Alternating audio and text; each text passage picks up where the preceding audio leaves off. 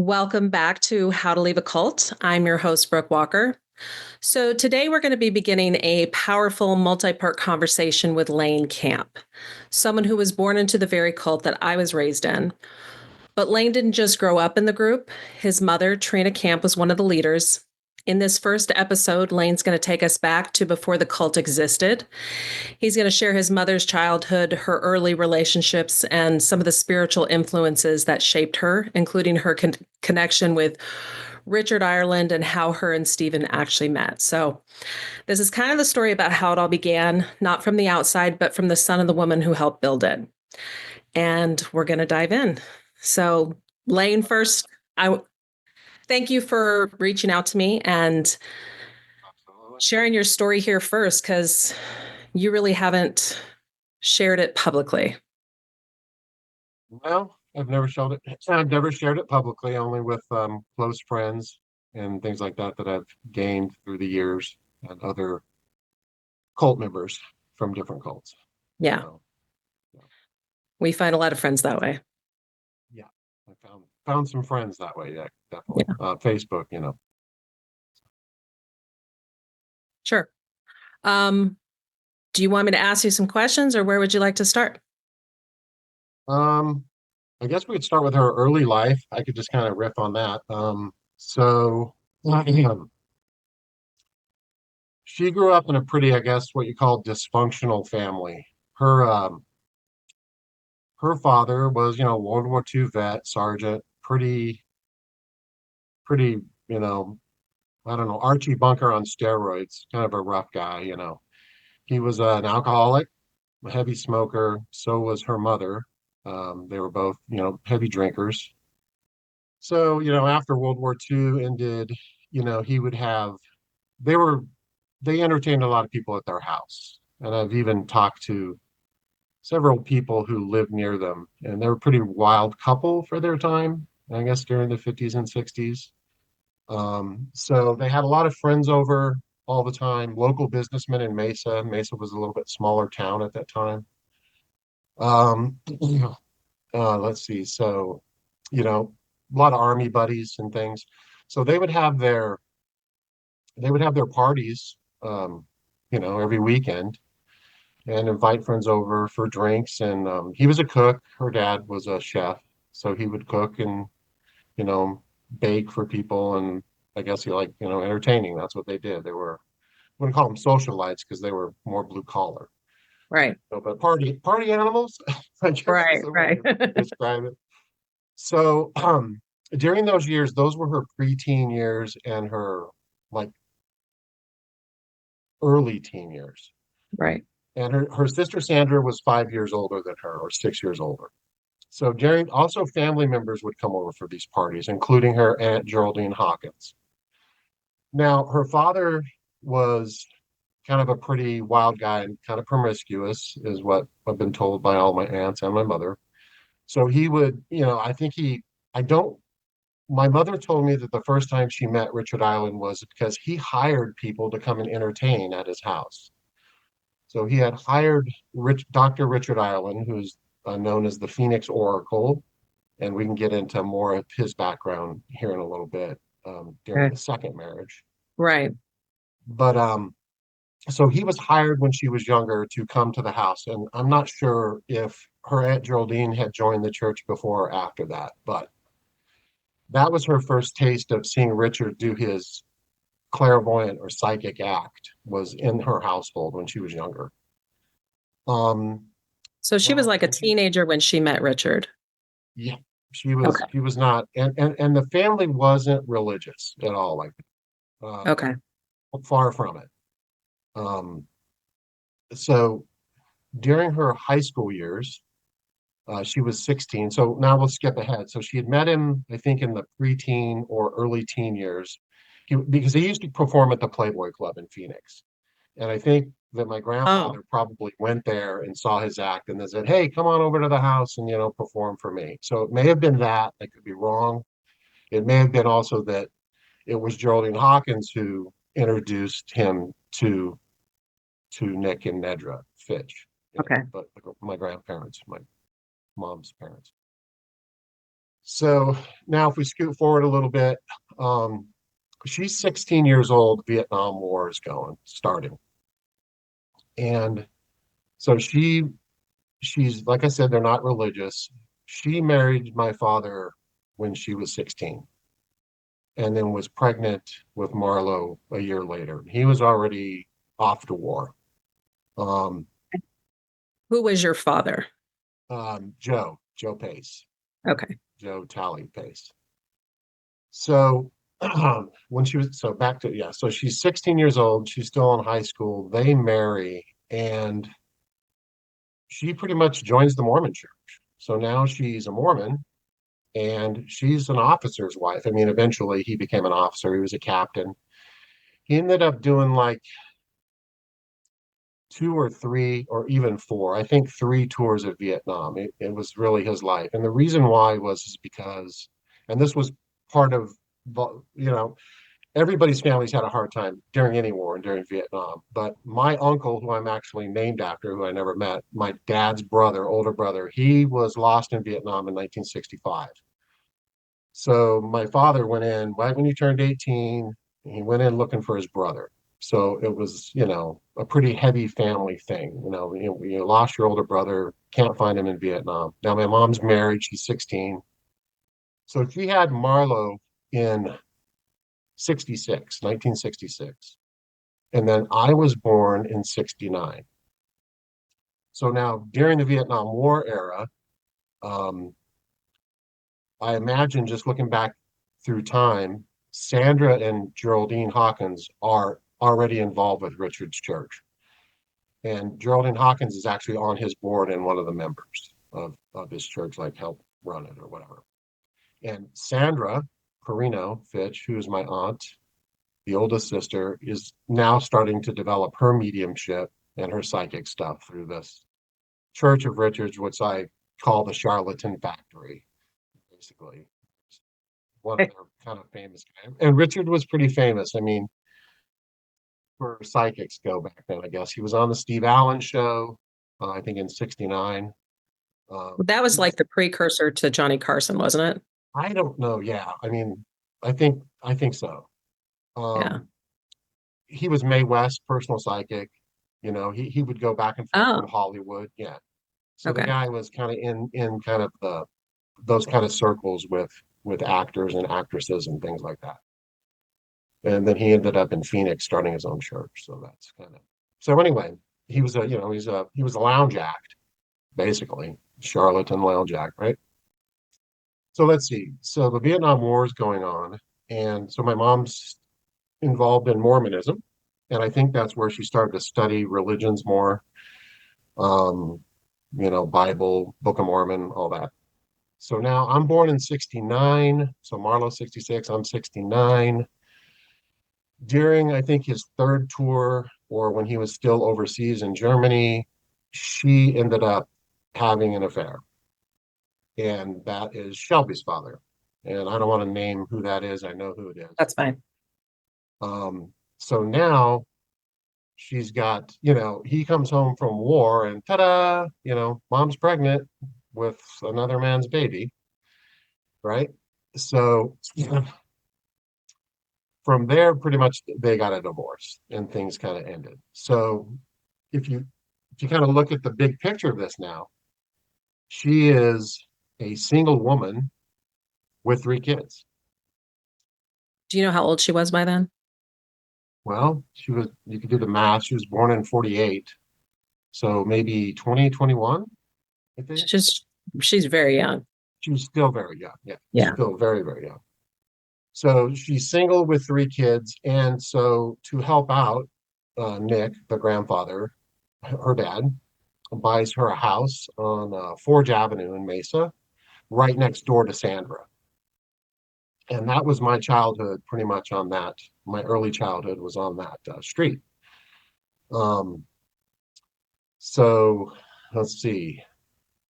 So she's living next to Sandra, three kids, single, and she joins the church and gets involved with Geraldine and Sandra in the church is the University of Life Church. Okay. Sometimes it gets confused with universal life, that church where anybody can just pay $7 and be a minister. Got it. The University of Life Church. That's Richard Ireland's church. Yeah, right. So she starts to attend the church there and, go right into developing her mediumship and her psychic stuff. And let's see, how far do I want to skip ahead here? So she ends up meeting Lynn Martin, who's a minister and works at the church. And he's also, he's already ordained by then and stuff, and he's doing his mediumship, his psychic stuff, and talking in front of the congregation, whatever they did, right? And so she ends up falling in love and marrying him, and that is Summer's father. Right. So now we have four kids, and she's living on Forge Avenue, and Lynn had moved in with us. So we lived right next door to my Aunt Sandra, and that's kind of where it started to really take off as far as, the trance stuff, the psychic stuff, the that's garbage. It's just, so it was, going to church once or twice a week, driving to Phoenix where his church was and things like that. And um, I don't know how fast you want to go, if you want to ask me questions in between this or Yeah. So during that time, how old do you think you were? so 69, 70.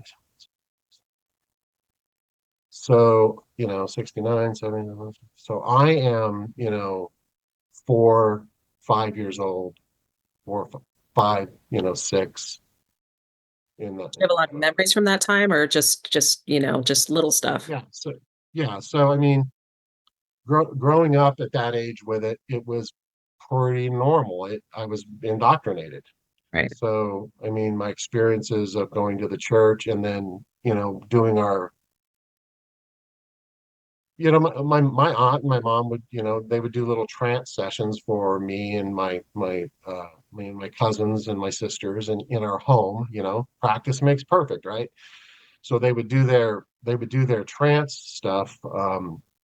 At least I remember my mother doing that with us kids when we were younger, and also Sandra too. I remember. So right in the living room, it would be lighting the candles, light the incense. All of us kids would cuddle around in covers, at their feet and sing What Kumbaya. would you guys talk about? We would ask kid questions. It was, why is the sky blue? What am I getting for Christmas? Who are my spirit guides? Right. We would get an answer. What was in my past life? Right. So I mean, I don't know, just anything, everything you can imagine under the sun. Right. That's what Right. we would ask. So yeah, so that was kind of the way it was growing up. I was very open with my friends about it in first, second, and third grade, and then Yeah. it started to get a little funny. I really, it's kind of, I had weird moments in school. I remember one time, it was third grade, and it was, what is we were doing show and tell or sharing, and it's like, Yeah. my mom's a nurse, my mom's, my dad's a lawyer, my mom's a trance medium and a psychic. I mean, none of the kids knew what that was, but the teachers did. So, it was kind of funny, and I just, they, they never said anything to me about it or weird, but I it's just one of those funny memories when you're younger, you know. And I would talk with my friends openly about this when I was a little kid. Like, do you meditate? Oh, let me teach you about meditation, stuff like that. So it makes me giggle now, but so I was talking about spirit and past lives and collective consciousness and you know all this kind of in third grade, 7, 8 years Right. old, right? So, and then the experience at the church was, like kind, right? So I was comfortable because even as a little kid, I mean, we would have our psychic fairs and we would go to trance circles of Richard's, and the psychic fairs where, I would have women, or men, read my palm. I'd get tarot card readings. Get blindfold billet type readings, what Richard does. So I just grew up in that spiritualist kind of atmosphere. And it was a mumble jumble of Christianity, Eastern Indian philosophy, religious, spiritual, Edgar Casey, Jane Roberts, Seth Speaks, type stuff. So yeah, so that was the church, right? So then, so I guess I'll jump forward. Yeah, because at this point, she's just a part of the Universal Life Church in Phoenix. Her and Richard are together. So at what point? Yeah, so her and Len are married. Now her and Len are married. He's a I'm minister at sorry. the Yeah. church. Yeah. Not Yeah, it's Richard. okay. Yeah. So, Len and her are married. Sandra's going to the church all the time. She's already trancing. My mom's developing hers. Um, Not quite public yet.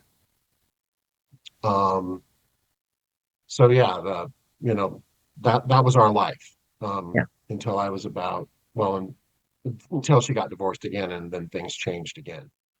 But she had some pretty, so the parents died in 75 and 76, her parents. Mother passed away. Um, and then the father passed away a year later. So that was kind of really hard on her and the whole family, you can imagine. So Lynn decided to, and we weren't really poor, but we were poor. I don't, I've seen a lot of people a lot worse, right? But that was a lot of what she used to say is that she was tired of the poverty and all that kind of stuff. So, she was sick of being poor, and they were having relationship issues. So, what ended up happening was we moved to Phoenix from Forge Avenue after the grandfather died in 76, shortly after. And that was, what year was that? I can't think of what the year was. 77, 76, 77. Anyway, I don't have my notes in front of me, but I do know the dates. That's Anyway, okay. so we moved to Phoenix, and then basically were, the relationship was really on the rocks. And just so people know, also, there was another kind of a trance medium who kind of was famous, who was in Richard's church, and his name was Kevin Ryerson. And if you Google him or look at I used to see Kevin Ryerson all the time. He is the guy who was involved with Shirley MacLaine, and she's an actress. So I Yeah. think he was even in a movie that she produced, and he's still in Hollywood doing his shtick. So I didn't know all the people who came out of that church. yeah, there were a few others.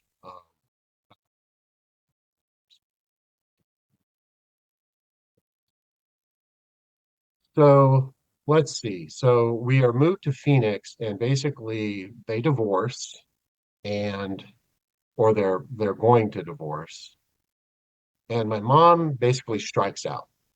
She decides that she's going to start trancing publicly, and I think the motivation is purely money, which now I know that for sure. And so she actually had someone, I don't know who it was, organize her first public trance circle in San Diego. So she goes to San Diego, and this is where things really get moving. There happens to be a certified rebirther there. So the rebirthing movement is Leonard Orr, and we can get into that too, or maybe in another interview or whatever. But there's someone from the certified rebirthers there, so she gets invited to stay over and go to La Jolla up the street and hang out and trance for a group of certified rebirthers, and that's where she meets Stephen Camp. So she we had moved to Phoenix. It had maybe been 6 months. She did a trance in San Diego.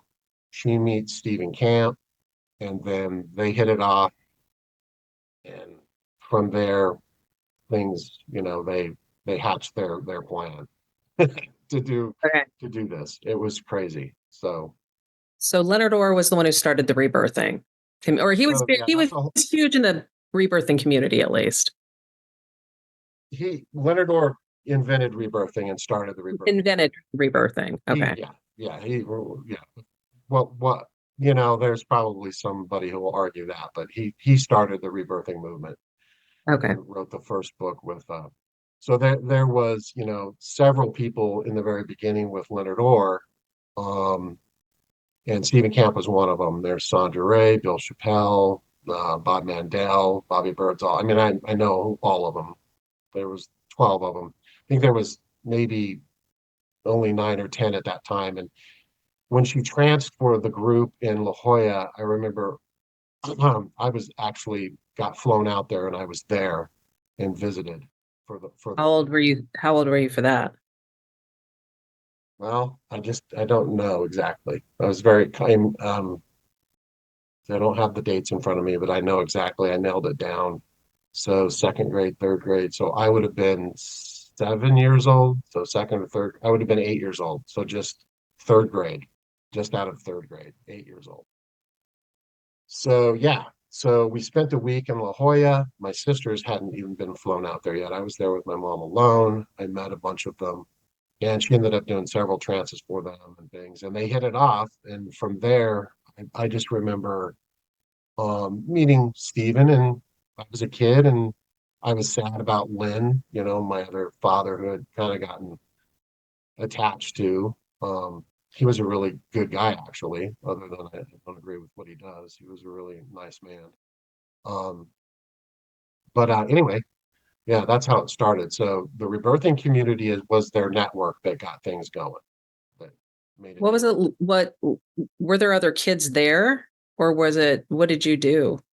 No, it was just, they were staying at this lady's house in La Jolla, really big house, right near the ocean.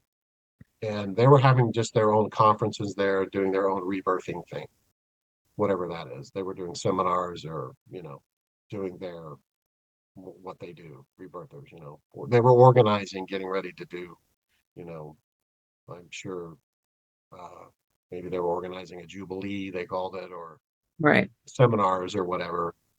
So, I mean, I was a kid, I was playing ping pong and swimming in the pool, I Right. was being entertained, biggest house I'd ever been in my life. It's like, Right. it was lavish, and they were all really nice people. But so my mom got involved in that group, and then when she ended up falling in love with Stephen Camp, and then from there, things just kind of snowballed. He was invited out to meet her family coming to Mesa, and it happened to land right during the spring training. So he ended up getting introduced to the family while, Sometime in March. yeah, yeah, yeah, sometime in March. Um, Were they doing the concession stands at the time? yeah, our family had done that. My mom's side of the family, they started that in 1951. That was Oh, something my grandparents had started with the Cubs until 1984. So that was something that was a long kind of a tradition going on. I didn't know your grandparents had started that. So, and that was Yeah. they just did the Cubs concessions for. Yeah, I mean he was a chef. I mean, he ran the I think the Rainbow Bakery. I mean, he ended up being like the head of the Phoenix School District cafeteria system. Okay. So he was always involved in food, and then they ended up getting the bid or something, and so that was part of kind of the Fitch family, thing. They did the ballpark, every March the family got together and they did, handled the concessions for the Cubs, the A's, Cubs, everybody. It was Rendezvous Ballpark, then it was Hohokam Ballpark. They tore Rendezvous down, and then, yeah. So Okay. Okay. so anyway, he came out to Mesa, met the family, and then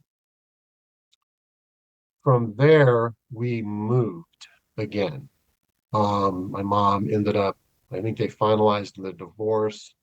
And then there was some time. there was a gap where I left for a couple weeks with Lynn actually, and I went to the Rainbow Festival in Eugene, Oregon. What is the Rainbow? I'm sure it's not what the Rainbow It's Festival kind is of a now. hippie festival thing. That's where I met Ram Dass first, It was just a Okay. kid. Hey, Ram Dass. Yeah, it was a kind of a hippie, hippie festival thing. Just, I don't know, Google it. It still goes on. It's been going on forever. So I was a kid. I went there, spent a couple of weeks with him. But we ended up moving to Campbell Hot Springs, um, which was Richard's or Leonard Orr's compound, a place that he owned, an old kind of rundown ski resort. Not even a ski resort, really. You would call it. It had cabins and a huge, pretty decent sized hotel lodge and stuff. And it was in the high Sierras near Sierraville, California. And it still operates Oh, today. It's a nice place now. But yeah. So then we moved to Campbell Hot Springs, and there was a time when us kids were also very scattered. We ended up living with our aunts while they were getting their life organized and things, uh, making their plans. And so what was that? What was that like for you, bouncing around? uh, at oh, it was horrible. I was in and out of school. Let's see, I went to oh boy, I was probably yeah, I even tracked that down. I have that in my notes. I was in and out of school all the way through seventh grade until I ended up dropping out. And then we were doing homeschooling. And then I did a half a year of high school. So, I mean, through my early years, up to fifth grade, I think I missed half of third grade, half of fourth grade, most of fifth grade, most of sixth grade. Yeah, we moved around all the time. And then things finally got kind of more settled when they decided to come back to Mesa. And so when we lived in Campbell Hot Springs, he's got a huge network now. I don't know if you want me to Yeah. go back into Stephen Camp's background, but this is where, Yeah. No, I would love his background too. What you've, yeah. So he was friends with Leonard Orr. Now, okay, so he graduated with a degree in psychology and 2 years of law. He dropped out of law school. He went to Buffalo, and then he thumbed it during the hippie movement, right? He thumbed it from New York and ended up in San Francisco. And he met up somehow with Leonard Orr, and he ended up working for Warner Earhart. He was who was asked Earhart seminar trainings. So he was involved with that with Leonard Orr. He was an organizer and wanted to become a trainer. So he kind of wanted his own, he wanted to, make his way being a trainer of EST, it's called. is Um, this the same as size seminars? Because I compare them sometimes, but I'm not. so they changed the name of it. It's called the Forum now. Yeah, the landmark forum is what it is these days. Is that what it is now? Yeah, they changed it, I think. So it used to be Earhart Seminar Trainings. So EST, right? They were trying to Believe it like, or not, you got to get it. You know, yeah, that's they were the trying to like separate it from Warren, from what I understand, because of something. I don't. I'll have to get that and come back anyway. yeah. I don't know. All I know is that I mean, when he started in San Francisco, Warner Earhart, he had a house there, and Stephen and Leonard Orr, and probably some other rebirthers were involved a little bit in the beginning. But what ended up happening, what I was told by Stephen, was is that so Stephen at this time is an organizer. He's helping promote AST, and he's trying to be a trainer, right? So Leonard, I think, is doing the same thing. And they end up getting into a tiff with Warner Earhart, and there's some kind of fight or something goes down, and Leonard ends up leaving, and Stephen basically follows him and goes with him. And then Leonard, I think he probably already knew Sandra Ray. And then he ended up they wrote a book about rebirthing, Leonard Orr and Sandra Ray, and they had their own little group of people that started doing the rebirthing movement. So Stephen was, one of the first certified rebirthers, or the original 12. Um, and it really took off across the United States, actually. They had a place in San Francisco called the Theta House, he called it, where they would rebirth people and do trainings and things. I remember going there when I was a kid several times. Um, so yeah, he was a, rebirther. Jack, which as Jack Silver, is actually Jack Zummel. He was also one of the original certified rebirthers. But he was living, I believe, in Santa Cruz at the time.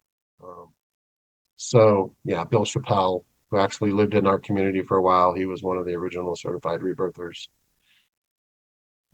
Jody Dubois, um, remember Jody Dubois? I remember her because she came back for a minute. Yeah. So there's anyway, Phil Out. Phil Out was Lucy's husband. Phil Out was one of the. I think, You weren't there yet. You yeah. hadn't shown up with the community. So yeah, so Stephen used his vast resources and of networking, and basically he was the she was the charlatan, he was the promoter, he's the manager, right? He and when I look at it, it's like he got his own thing. He finally found something that he could be his, you know. Sounds like they were all starting cults.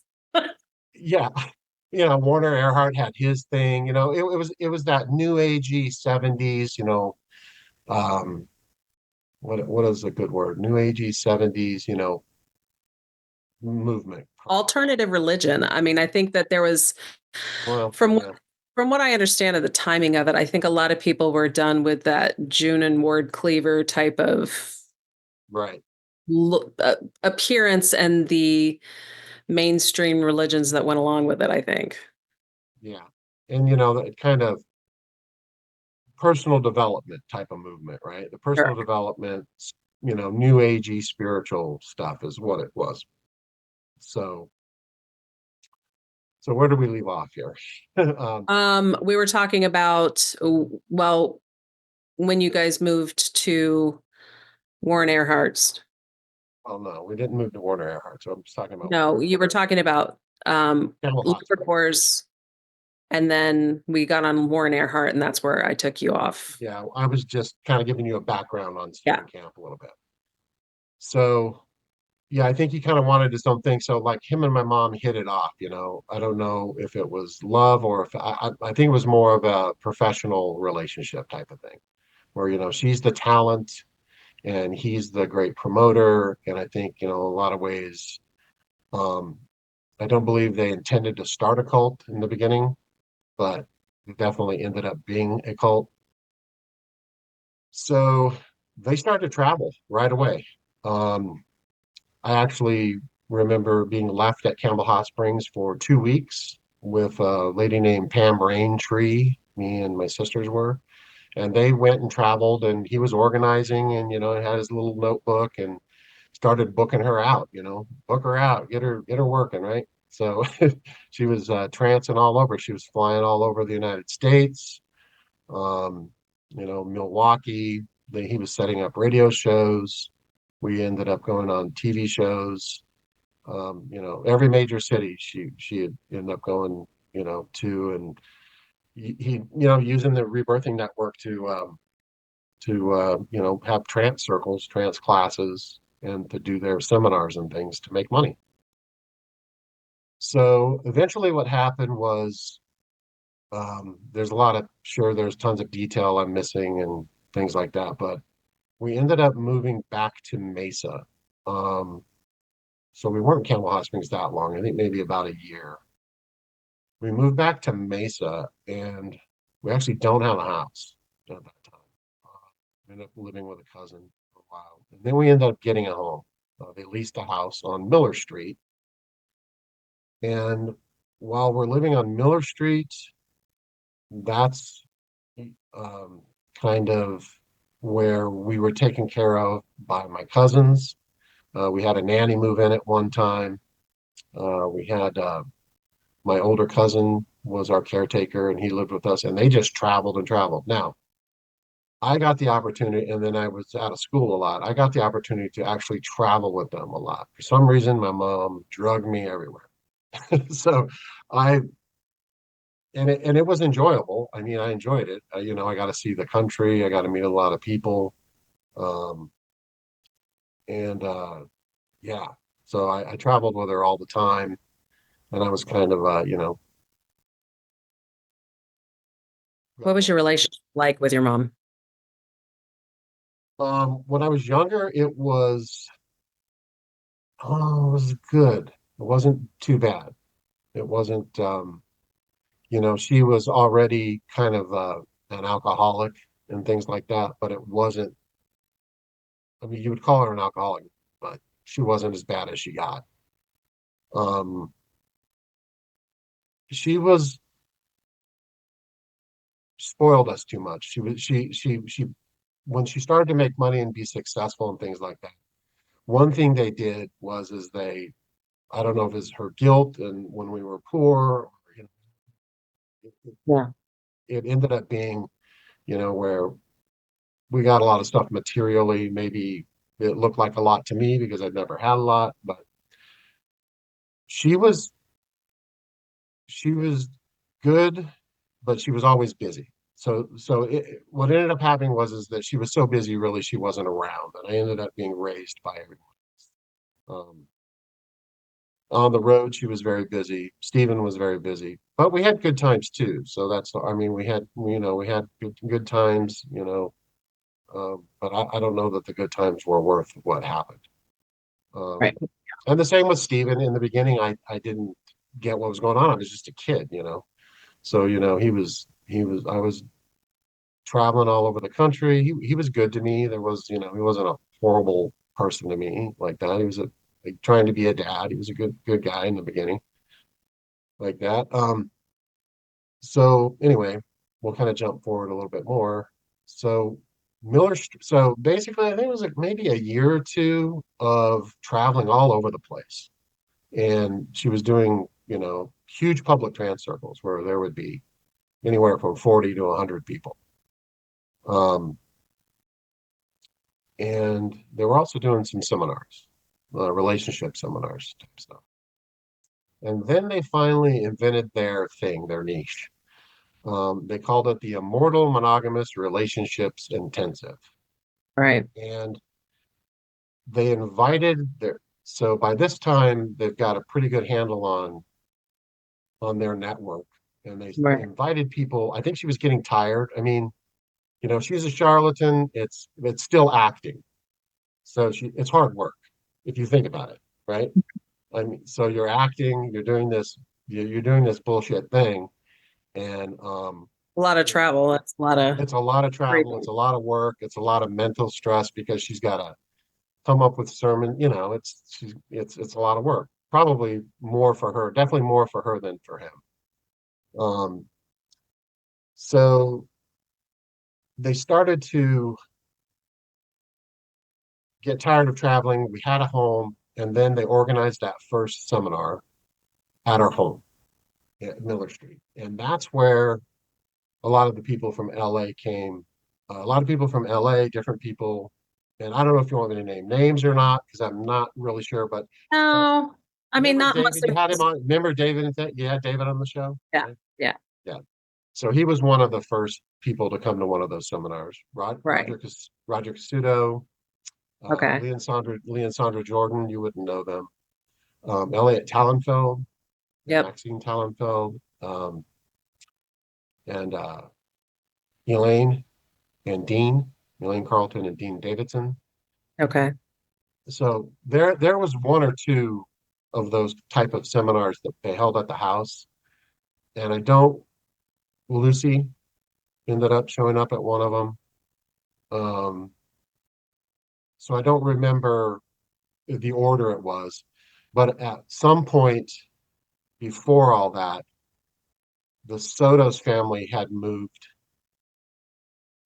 from Milwaukee also into Mesa to be with Okay. my parents.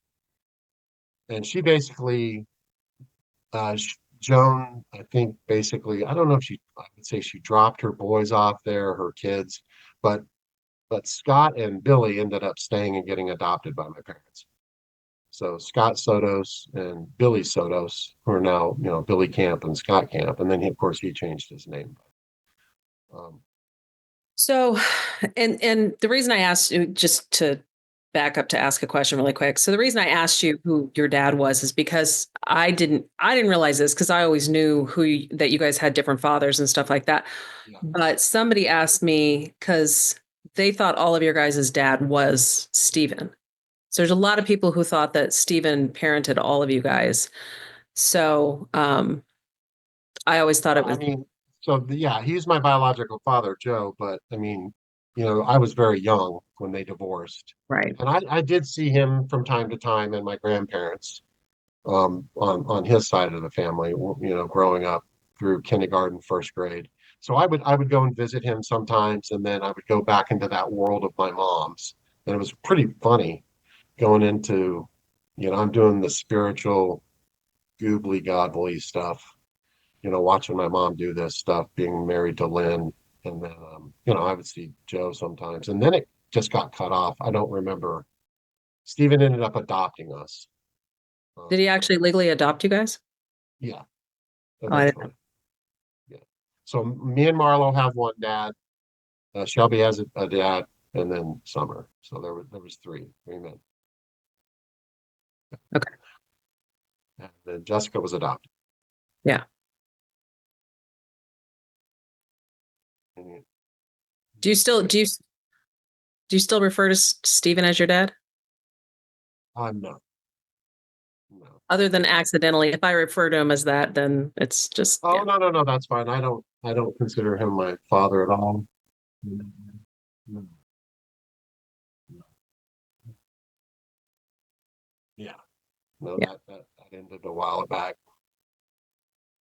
So that's how the community kind of started in Mesa. So the people would come out to seminars and then they end up staying. And then they would get a house near where my parents lived. And my parents would encourage people to maybe just live together because of financial reasons or whatever, you know.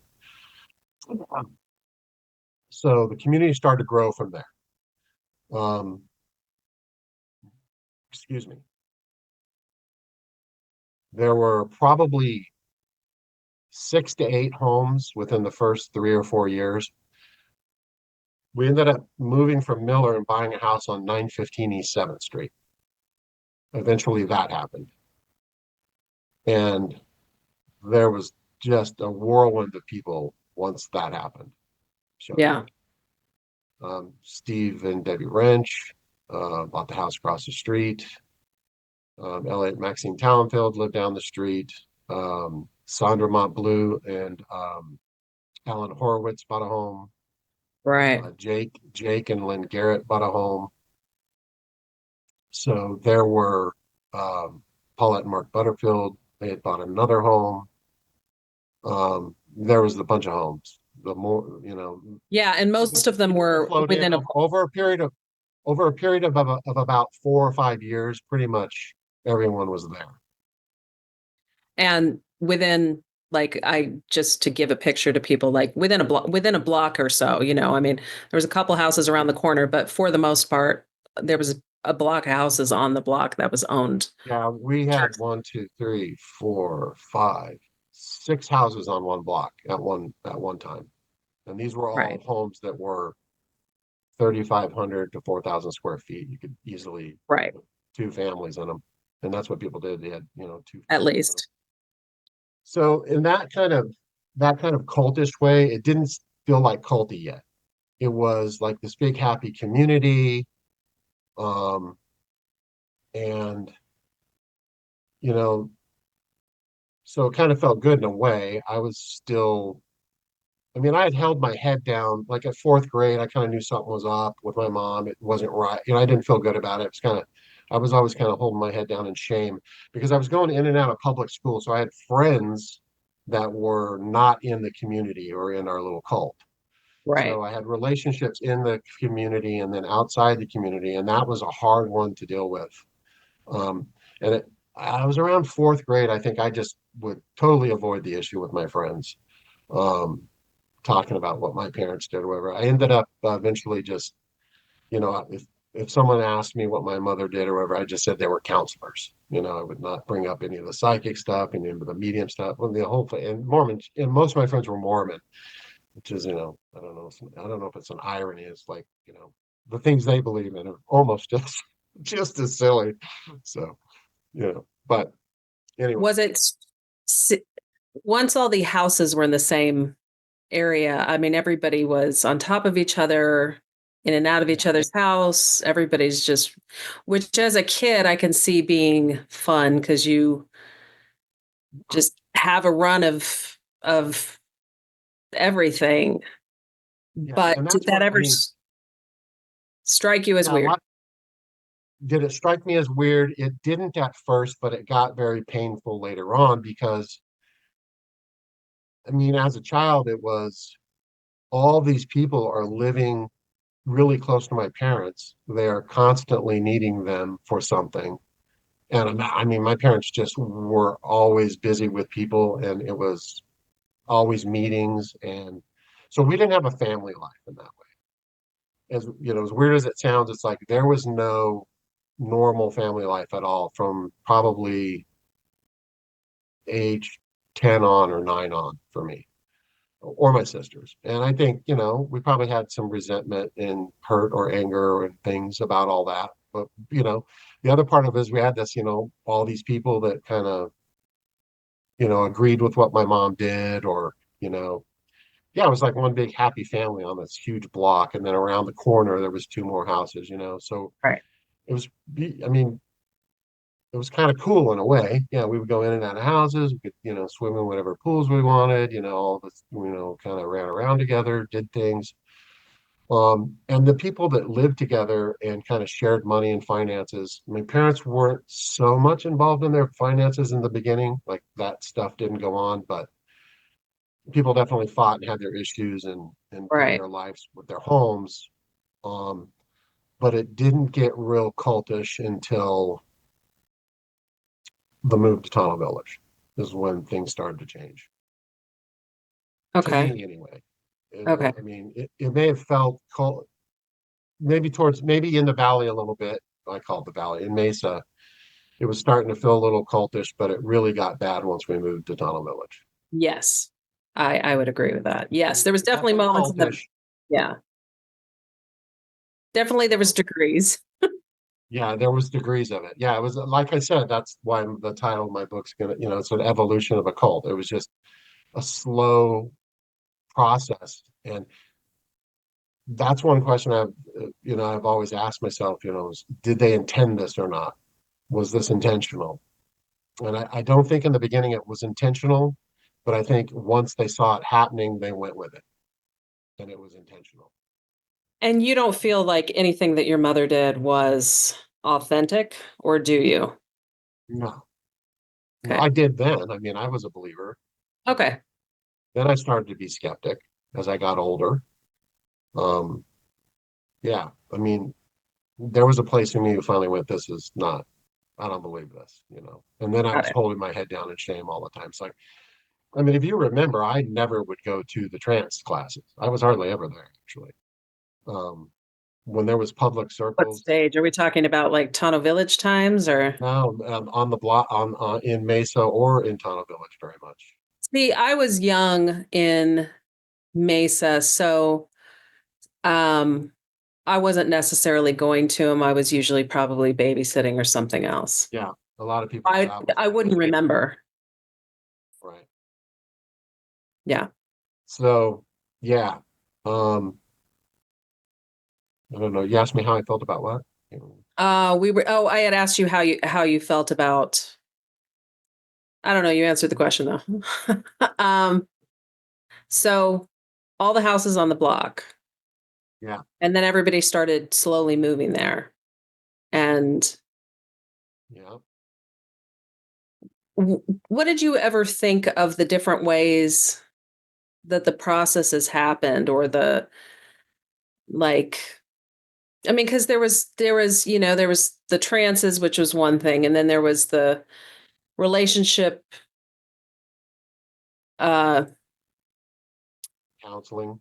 counseling stuff that they did, which I think is what I'd call the process later. I don't know. They always Yeah. refer to that getting I mean, together and talking as the process. And since I got to know more about, I never went to the landmark forums, but what I learned of them later made me understand the more sit in a room and talk for 12 hours and then come back the next day and do it again, which I think is it still causes me PTSD. Like I have trouble oh going yeah, to the whole long thing. conferences. Yeah, I mean, the whole thing was abusive. I mean, so those large group meetings like that are a real common kind of like cult sign. Um, there's actually been some studies and books done on the large group kind of stuff. But yeah, so I mean, so living on the block, you remember the meetings would be either at my parents' home or Steve's across the street. So and then there would be the trance circles, which was a separate thing, and then everyone would ask Dr. Duran questions. And eventually there were things that happened that I remember where things started to change, kind of, I wouldn't say in their doctrine, but their vocabulary and things started to change. I mean, it morphed into um, people asking Dr. Duran and being comfortable with saying, "Hey, who's my light vibration?" And then him saying, "This is who it is," and then that would be, who they would hook up with, or whatever. I mean, things got. If we want to go into all that, it's probably best to do a whole nother meeting because I'd have to prepare for No, that. we'll do that on a yeah, we'll get into some of that I on the mean, next. I can get into the nitty gritty about all that stuff and the teaching and all that kind of stuff, and Right. Lane Kamp's spiritual manifesto and the basis of what they believed and everything like that. But just kind of how it evolved as far as my mom getting involved in it. I mean, it was Richard Ireland, and then everything I've discussed, and then it just once people were on the block, it started to get cultish, and then it started to get even really what triggered it even being more cultish is when they started to give people power. So, once they decided that they were going to ordain people and make them ministers so that they were ministers of their teaching, I think that made things worse. Definitely affected other people. And then, we had the block lawsuit. I mean, there was a huge fight with Steve Wrench, and James Hennigan was treated horribly. Elliot Talonfeld was treated horribly. But there was some fight. I don't know all the details about it, but we ended up getting into a lawsuit. Elliot Talonfeld sued the for living communally or living. We were in single family residence, I think was what Yep. the law is. Your dad actually would know about it. Your dad would know more about it, It was before or him. Michael Harper. It was before him. That's right. Yeah. So yeah, there was a lawsuit, and then the Talonfelds ended up leaving, and several other couples left too. So there's also a rotation of people that came through, which is I've tracked it. It's hundreds of people. Um, Lots of people came and left. Um, Yes. I've and it's been interesting to hear from people who've reached out to me because that I might have heard the name, but I didn't really know who they were because I never met them because they weren't right. here when we were there. But yeah. So yeah. So yeah, the block lawsuit that happened, and so eventually, I don't know how far you want to go with this, all the way into Tunnel Village, but there was Well, we'll get into that. We'll get into that next time. Yeah. okay. Um, so We can once talk about other stuff too. We can maybe people can ask questions and post some questions, and I can absolutely. Yeah. go If people direct. have questions, like you can message me on any of the social media. You can put them underneath on YouTube. You're more than welcome to add them to the discussion in YouTube. Because this is going to be an ongoing expansion. Um, yeah. So how old were you by this? And we'll wrap up because I think we've gone into a lot. How old Yeah, were okay. you roughly once there's all these houses on 7th Street in Mesa. Okay. The beginning of that, Give somewhere me a second roughly. here. So we moved in 19. So how We old would you be in? How old would you be in seventh grade? Let's see. So fifth grade is 10 years old, sixth grade is 11 years old, 9, 15, I'm 12 years old.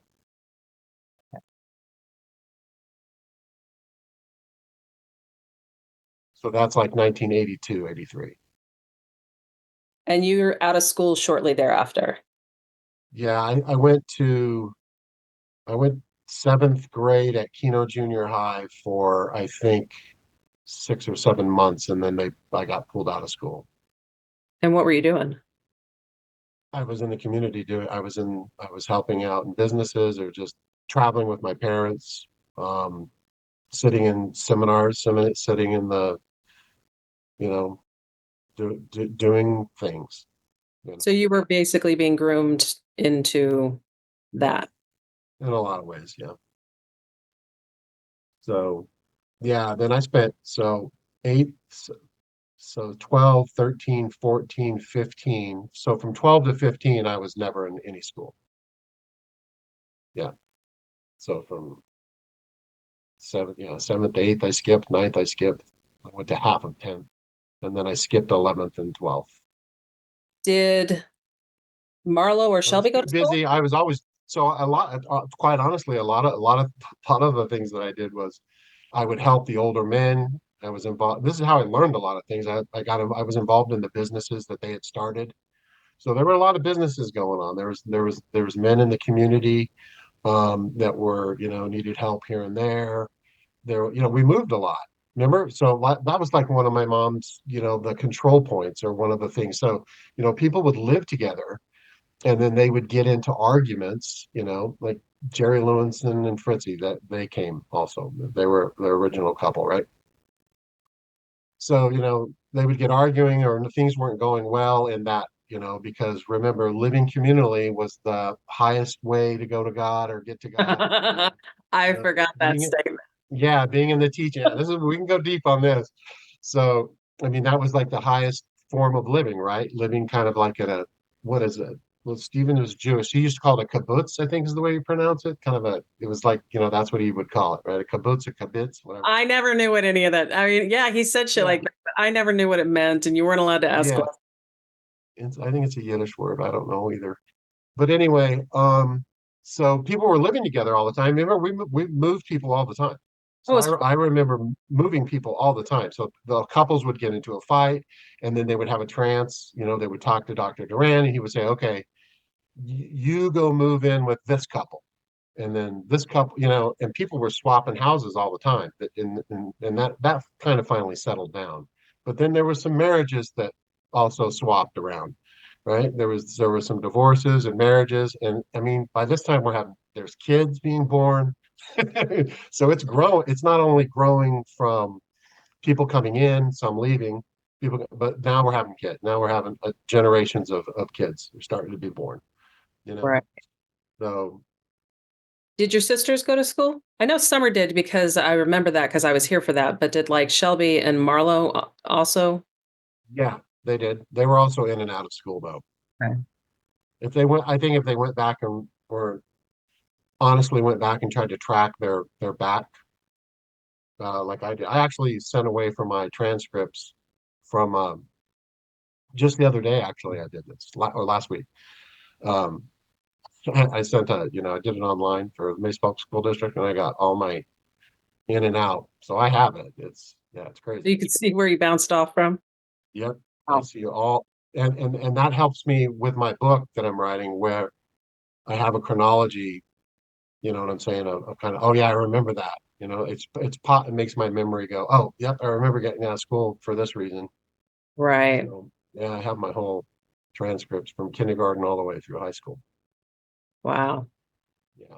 And then I was in a school in Sierraville in Campbell Hot Springs for one day. Do you remember that? Actually, yeah, I went for one day, and I got beat up. Uh, I was a rebirther, you know. So I was part of the rebirthing compound. So I ended up going to the Sierraville little school, and the kids just there was two or three boys just beat the crap out of me. Ended up going home, you know, back to the compound, back to Campbell Hot Springs, and then my mom didn't put me back in. But yeah, and that was not it had nothing to do with who my mother was or anything. It had to do with because I was a rebirther. I was one of the breathers. I was one of those breathers. There's ah, Yeah. And I also went to school in Phoenix for a short time during my mom and Lynn's were you still a kid when your mom started the school? which school?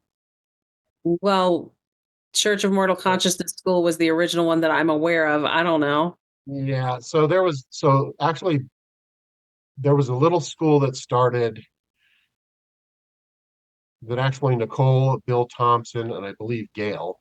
And Gail had come to the community with a guy named Clymer, Yeah, Steve. um, Steve Clymer. So I think Gail was a teacher, Nicole and Bill Thompson, and they actually were teaching school over at near Hohokam Ballpark on 14th Street. There was a little house Yeah, built in it was at concrete. that house that And was your aunt's for a little while. It moved hands. yeah, right. It was Cindy's home. Yeah, but So that was the first little school actually, and there was no name for it. it was Kendra's first. Yeah, no, I remember that school. I went to that school. I just didn't know if there was a school before that. Right. No, Okay. no, there was no school before that. That was the first little school that they started, and then it became then eventually the learning choice. We bought a house on Parcel, and the Moores started the learning choice school, and then eventually there was the Shelby School. Yeah. So yeah, yeah. Lots of details. So it's a whole lot to track. We'll dive into that next time. Whatever you want to do. Yeah, well, I It's think it's that it's is. really easier if people have questions or if you have more questions. It's hard to do it chronologically. I did okay, I think, but it's tough. Oh no, I think this is great. Again, if people have questions, please leave them, send them. This is going to be an ongoing progression. So, um, yeah, I really appreciate you coming on with me, Lane. Um, Fine. and we will jump in next time. We'll do it again. All right.